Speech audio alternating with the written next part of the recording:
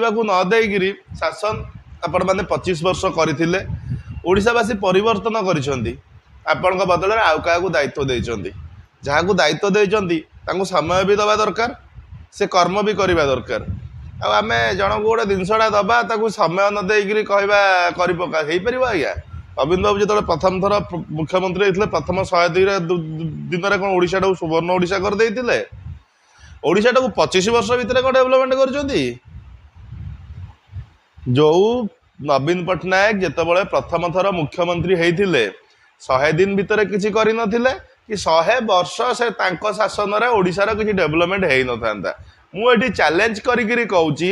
नवीन पट्टनायक शासन में ओडिशार किसी डेभलपमेंट है नहीं सामग्रिक विकास जोटा को कहुए है नहीं ना ओडिशा रे कलकारखाना बसी बड़ बड़ कलकारखाना जो थे जनसाधारण हित साधित हम